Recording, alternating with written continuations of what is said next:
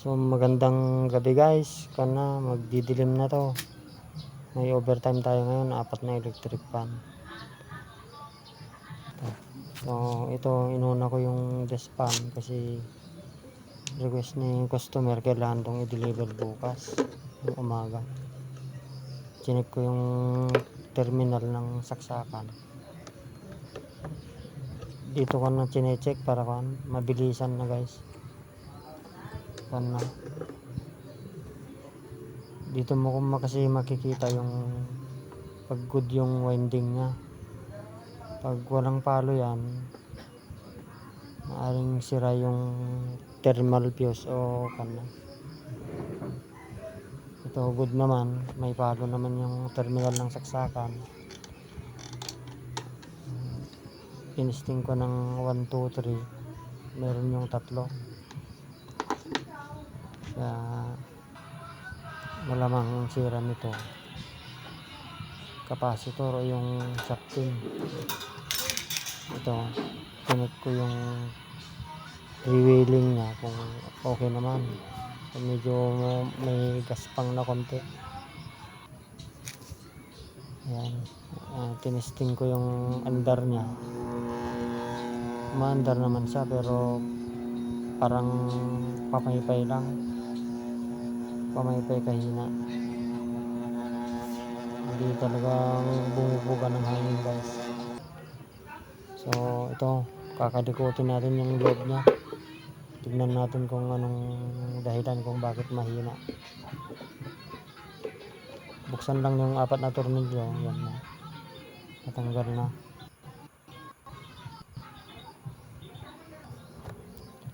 Yan na makikita kung ito. Ayan o, dulo sa kalikod, harap sa kalikod, na maitim na guys. So indication yan na may sira na yung shafting. Pag ganyan, pati busing papalitan na rin. Yan o, maitim na. Kung baga bakal to bakal na yan, gas na yan guys. So ito, pinalitan ko na bago. Ayan, kitang kita naman yung napapalitan. Ito okay na, malakas na ulit. So, sarado lang natin to para for testing na. Ayan, okay na, may close na. Okay na guys, salamat. Ayan, bumalik na sa dati ng sigla.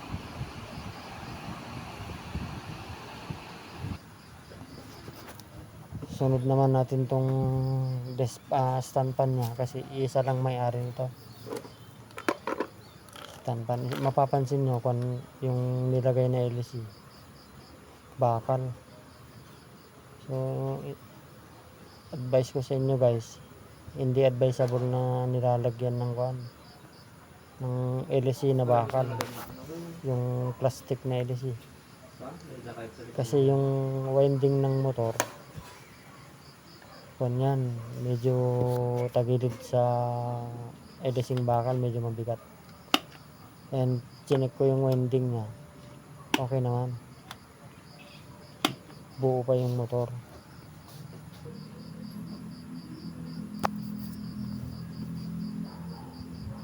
Sunod natin yung sa terminal ng capacitor, yung galing sa motor.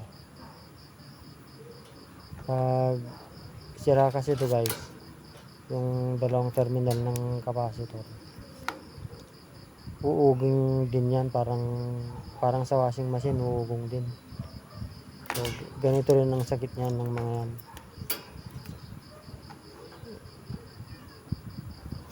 Yung mga ibang customer pa, tinatanggal yung screen sa harap para papaikutin yung LC. Mali yun guys, mali. Sira na yung motor pag ganon, pag pinapaikot mo yung LC saka andar. Ayan, okay naman, chinek ko yung dalawang terminal ng capacitor, buo pa, may reading pa. Ayan, Kaya okay, safe pa tong ayusin.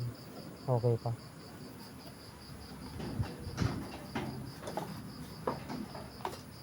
So ito, binuksan ko guys. May sira rin yung yung shafting niya. Yan no. Medyo may tama.